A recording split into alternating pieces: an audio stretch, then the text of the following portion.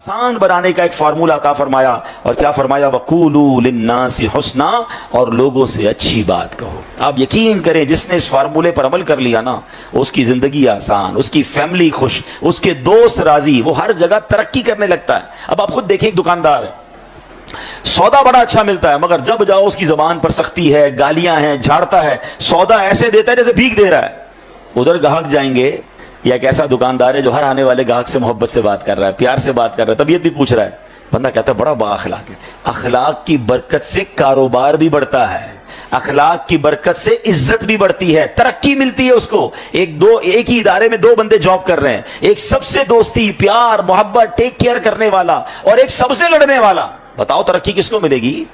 با اخلاق کو ترقی ملے گی۔ یعنی یہ وقولوا قولا کی جو فرمایا نا، قرآن کا جو حکم ہے کہ وَقُولُوا لِلنَّاسِ حُسْنًا، لوگوں سے اچھی بات کہو، یہ آپ کے کاروبار میں ترقی کروا دے گا، یہ آپ کی نوکری میں ترقی کروائے گا، یہ آپ کی عزت میں ترقی کروائے گا، یہ آپ کے فیملی میں محبتوں کو بڑھائے گا۔ یہ ایک چھوٹا سا حکم جو ہے نا، وہ میری پوری لائف کو آسان کر سکتا ہے۔ لیکن لوگوں کو یہ بات سمجھ نہیں آتی، کچھ لوگوں کے منہ سے پھول جھڑتے ہیں اور کچھ لوگوں کے زبان سے انگارے جھڑتے ہیں۔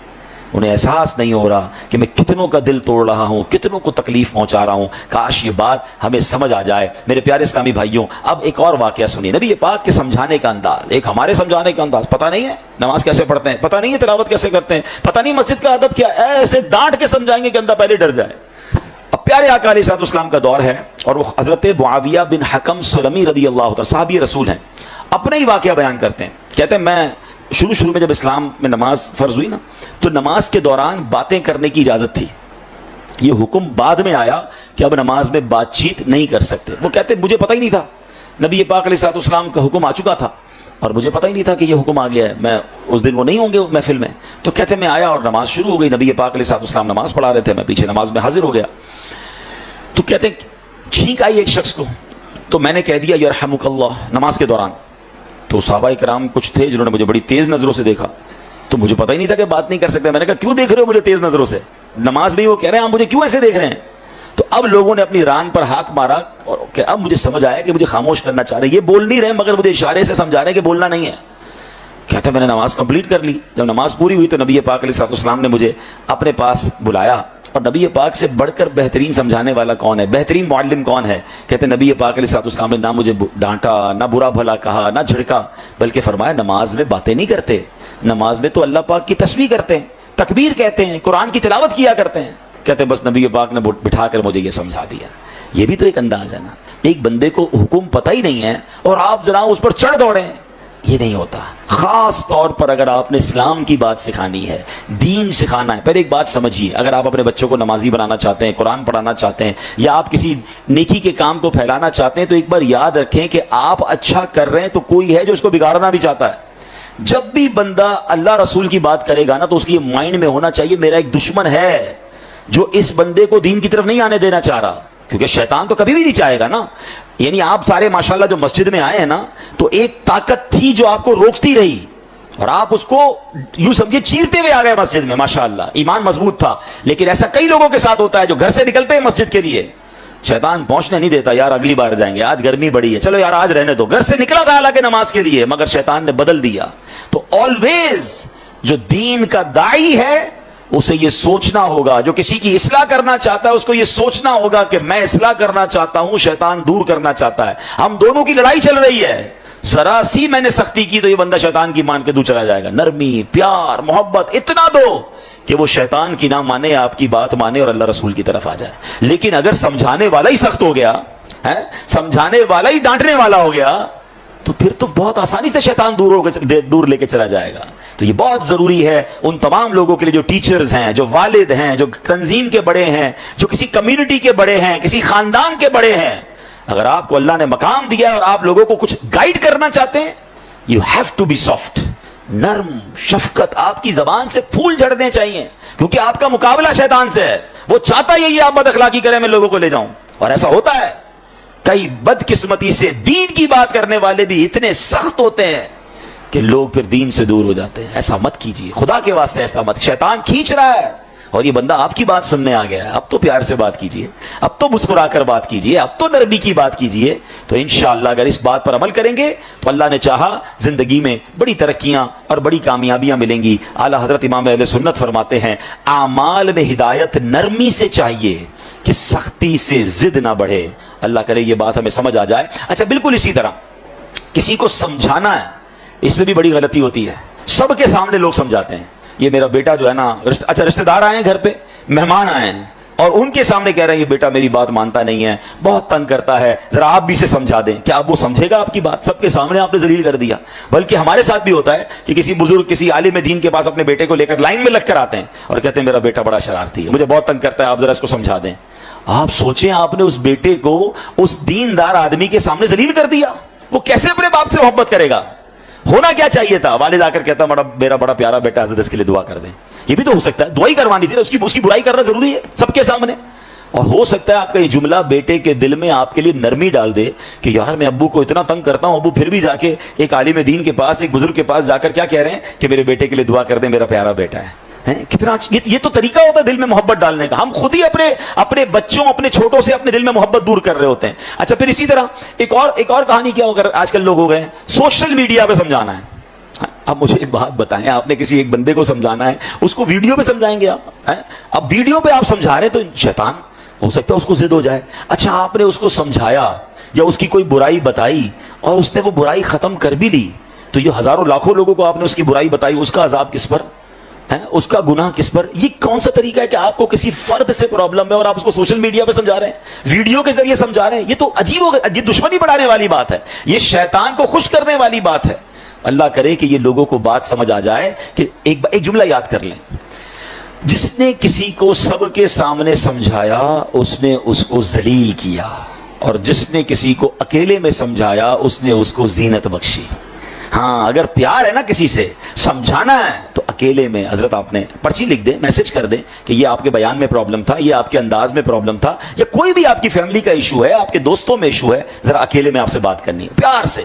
اچھا اس میں بھی ایک انداز اختیار کیا جا سکتا ہے کہ آپ نے اس دن جو یہ بات کہی تھی شاید ہو سکتا ہے میرے سننے میں غلطی ہوئی ہو, اگر ایسا کہا تھا تو ایسا نہیں کہنا چاہیے, پیارے بھائی ناراض مت ہوئی ہوگا. یہ بھی تو ایک انداز ہے نا, آپ اصل سمجھانا چاہتے ہیں, اور اگر آپ لڑنا چاہتے ہیں, ذلیل کرنا چاہتے ہیں تو پھر اپنے دل سے پوچھیے, اس سے سلو نہیں ہوتی ہے. قرآن کا حکم یاد رکھیے گا کہ لوگوں سے اچھی بات کہو. اب آخری بات بڑی کمال کی بات ہے, اگر آپ یہ سمجھ جائیں نا تو میں سمجھتا ہوں اس پورے بیان کا جو عطر ہے وہ اس گفتگو میں ہے. کہ علامہ قرطبی رحمۃ اللہ تعالی علیہ فرماتے ہیں, سمجھانے والا دنیا میں کوئی بھی ہو, آج کے دور میں کوئی حضرت موسیٰ اور حضرت ہارون سے افضل نہیں ہو سکتا. اللہ کے نبی ہے نا, اور جسے سمجھایا جائے وہ کتنا ہی بڑا گناہگار کیوں نہ ہو, وہ فرعون سے بڑا گناہگار نہیں ہو سکتا. بات سمجھ آ رہی ہے؟ یعنی آج اگر کسی کے ساتھ آپ کو پرابلم ہے, کتنا ہی اس نے آپ کو کیوں نہ ستایا ہو, کتنا ہی وہ غلط آدمی کیوں نہ ہو, گناہوں میں وہ فرعون سے بڑھ نہیں سکتا. اور ہم میں سے سمجھانے والا کوئی بھی حضرت موسیٰ اور حضرت ہارون سے بڑھ نہیں سکتا. دو ایکسٹریم ہو گئی نا, سمجھانے والا بھی ٹاپ پہ ہے اور گناہگار بھی سب سے بڑا ہے. مگر جب حضرت موسیٰ اور حضرت ہارون فرعون کے پاس جا رہے تھے تو اللہ کریم نے کیا انہیں ارشاد فرمایا تھا, فَقُولَا لَهُ قَوْلًا لَيِّنًا, تو تم اس سے نرم بات کہنا. قرآن حضرت موسیٰ حضرت ہارون کو کہہ رہا ہے, کس سے نرم بات کرنا؟ فرعون سے. یار کسی فرعون سے بڑے گناہگار سے مل لیا آپ نے جو اس سے سختی کر رہے ہو, سمجھیے. یا حضرت موسیٰ سے زیادہ اچھا سمجھانا آتا ہے آپ کو. اتنی دو ایکسٹریم مل رہی تھی, مگر آرڈر کیا تھا کہ نرمی سے بات کرنی ہے, پیار سے بات کرنی ہے. اللہ اکبر. اب یہ بات آپ سمجھ لیں, اگر آپ سمجھانا چاہتے ہیں یہ سختی سے نہیں ہو سکتا. آپ لڑنا چاہتے ہیں پھر وہ آپ کی مرضی ہے, وہ پھر آپ اللہ کو جواب دیں کہ آپ لڑائی جھگڑے والے ہیں. اگر آپ کے مائنڈ سیٹ میں یہ کہ یار اس بندے کی غلطی دور کرنی ہے, یا اس کو ٹھیک کرنا ہے, اس کی تربیت کرنی ہے, آئندہ یہ نہ کرے, تو یہ کام نرمی سے ہوگا. سختی سے بگڑنے کا چانس ہے, دشمنیاں ہو جاتی ہیں. وہ ایک بات ہے نا کہ ایک بندہ کہیں جا رہا تھا, سر پہ اس کے کانچ کی چوڑیاں تھیں اور اس کا پورا ایک گٹھڑ تھا. تو ایک پولیس والا آیا, کوتوال, اور اس نے آ کر ڈنڈا مارا اس میں. کہا بتاؤ اس میں کیا ہے؟ کہتا صاحب تھوڑی دیر پہلے تو چوڑیاں تھیں, اب تو کچھ بھی نہیں ہے. یعنی آپ ڈنڈا مار کر پوچھ رہے ہیں تو ٹوٹ گیا جو آپ پوچھنا چاہ رہے تھے, وہ تو چورا چورا ہو گیا. تو ہم بھی بعض اوقات ڈنڈا مار کے جو ہے نا سیدھا کرنا چاہ رہے ہوتے ہیں کہتے ہیں نا پہلے ہی مٹکے میں سوراخ کر دو, اب جتنا پانی ڈالنا ہے تو پانی نے لیک ہی ہو جانا ہے, پانی بھرنا نہیں ہے. اب آپ ڈالے جائیں پانی, اب آپ سمجھاتے جائیں. پہلے تو سوراخ کر دیا آپ نے, کسی کو گالی دے کر, ڈانٹ کر, ذلیل کر کر اب بٹھا کے سمجھا رہے ہیں. آپ اس کے مٹکے میں سوراخ کر چکے ہیں, اب ڈالے جائیں, وہ نکل رہا ہے, جو بھی ڈال رہے ہیں وہ نکل رہا ہے. تو کاش یہ بات سمجھ آ جائے کہ ہے فلاح و کامرانی نرمیوں آسانی میں, ہر بنا کام بگڑ جاتا ہے نادانی میں. صدقہ خیرات کی بات ہم بہت ساری کرتے ہیں, ٹھیک ہے. آج آپ کو ایک کمال کا صدقہ بتاتا ہوں, 1 روپیہ بھی خرچ نہیں ہوگا. غریب لوگ ذرا اور غور سے سن لیں, امیر بھی سنیں, کیونکہ امیر بھی کون سا روز خرچ کرتے ہیں, ٹھیک ہے نا. یہ بغیر خرچے کا صدقہ ہے. اللہ کے حبیب علیہ الصلوۃ والسلام فرماتے ہیں اچھی بات صدقہ ہے. یعنی صرف مال سے صدقہ نہیں ہوتا, بلکہ ہر معمولی چھوٹی سے چھوٹی نیکی بھی اگر اخلاص کے ساتھ کی جائے تو اس پر صدقے کا ثواب ملتا ہے. حتیٰ کہ مسلمان بھائی سے میٹھی اور نرم باتیں کرنا بھی صدقہ ہے. تو یہ صدقہ تو روز کیا کرے نا بھائی, بغیر پیسے خرچ کیے ثواب مل ہی جائے گا, میٹر چل رہا ہے. اور اب میں آخری جملہ کہہ کر اپنی بات کو ختم کرتا ہوں. جو عاشقان رسول ہیں, جو نبی پاک سے محبت کرتے ہیں, اس میں اس حدیث میں ان کے لیے ڈر بھی ہے اور ان کے لیے خوشخبری بھی ہے. اللہ کے رسول علیہ الصلوۃ والسلام فرماتے ہیں کہ بے شک تم میں سے مجھے سب سے زیادہ پیارے, سنو آقا فرمانے تم میں سے سب سے زیادہ پیارے اور قیامت کے دن میرے نزدیک ترین وہ لوگ ہوں گے. اب مجھے بتائیں, میں آگے بندہ نہ بتاؤں کون ہے, انعام کیسا ہے. قیامت میں آقا کے سب سے قریب اور نبی پاک فرمائے میرے لیے سب سے زیادہ پیارے. سچی بات ہے, میں اگلی جملہ نہ بھی کہوں نا تو ہم سب نے یہ سودا کر لینا چاہیے کہ وہ جو بھی کام ہے میں نے کرنا ہے. میری ساری زندگی ایک طرف, اگر میں نبی پاک کا پیارا ہو گیا اور قیامت کے دن پیارے آقا کے سب سے قریب ہو گیا تو پھر یہ کام کیوں نہ کروں. اور وہ کام کیا ہے؟ آقا فرماتے وہ ہے جو تم میں سے سب سے زیادہ اچھے اخلاق والے ہیں.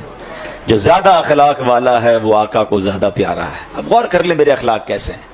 اب اگلا جملہ جو ڈرانے والا ہے, تم میں سے مجھے سب سے زیادہ ناپسند اور قیامت کے دن مجھ سے زیادہ دور وہ لوگ ہوں گے جو برے اخلاق والے ہیں, جو زیادہ باتیں کرنے والے, منہ پھٹ, بانچیں کھول کر اور منہ بھر کر باتیں کرنے والے ہیں. گالیاں دینے والے سوچیں, طنز کرنے والے سوچیں, لوگوں کی عزتیں اچھالنے والے سوچیں. اگر نبی پاک ناراض ہو گئے میری بد اخلاقی کی وجہ سے, قیامت کے دن مجھے دور کر دیا گیا میرے آقا سے, تو میں نے کدھر جانا ہے.